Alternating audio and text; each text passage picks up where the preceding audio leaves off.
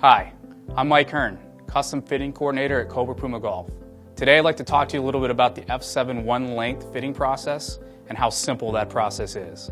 The first step when fitting the F7 one-length irons is to start with the 7-iron. The exact same thing you've been doing for all the years past. Essentially, you want the person to come in, get comfortable. Everyone tends to like the 7-iron. Let's hit 3 shots to get them loose. And then you want to do is hit some distance gapping. Hit 3 more shots. See what the average distance is. And then the second part of the 7-iron, let's apply some face tape here so we can get some impact locations. Once you've completed the 7-iron, you've seen 3 shots, you got a distance gap, and then you've seen some face plotting. Then you want to apply that same methodology to the 5-iron. So 3 shots without face tape, what's the distance gap looking like? Then apply some face tape for 3 shots, and then what does that plotting on the face look like? Once you've completed that, I like to go then to the 7-iron again and just hit 3 shots, because what will happen is most consumers will see very little loft on a 5-iron. You go from a 5-iron to a 9-iron, it can be a little troublesome to the eye. The 7-iron is just a nice way to reset, so you're seeing gradual loft as you go to the 9. Once they've hit 3 shots, let's get the 9-iron in their hands and then have them hit 3 shots without tape. What's the gap look like? How far are they hitting it? And then let's do 3 shots with face tape on. You've hit the 7-iron in one length, you've hit the 5-iron in one length, and now you've hit the 9-iron in one length. And basically the tail of the tape is what does the shot plotting look like? Is it consistent? Is it tight? And that's kind of the big benefit of one length is, hey, there's going to be a lot of instances where people come into your hitting bay or you're out on the range and they can't hit a 5-iron very well.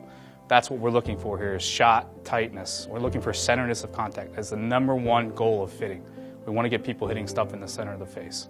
So we just kind of went through a mock fitting here, and as you can see with the 7-iron, very tight and very good. That's going to be the same for a variable or one length, so there's not a lot of difference there yet. So the tail of the tape, again, is what we're going to see in the 5 and 9-iron. So typically for most amateur golfers, they can't hit a 5-iron very solidly, but with one length, obviously you can see we've got the same type of shot representation here as the 7-iron. Very tight cluster, very centered. That'll definitely allow you to hit shots more towards the target and a better shot value. And then the last piece of this is the 9-iron. As you can see, it's almost the exact same cluster as the 5-iron and the 7-iron.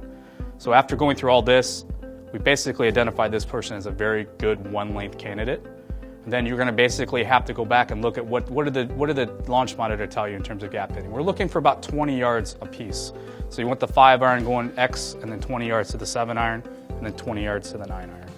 As a fitter, I'm really excited about F7 one length because the head weights all match. That is the real engine that makes this perform. If you didn't have matching head weights, you couldn't get the swing weights to be consistent, and without swing weights consistent, you're going to make golf swings a lot more variable and not as consistent.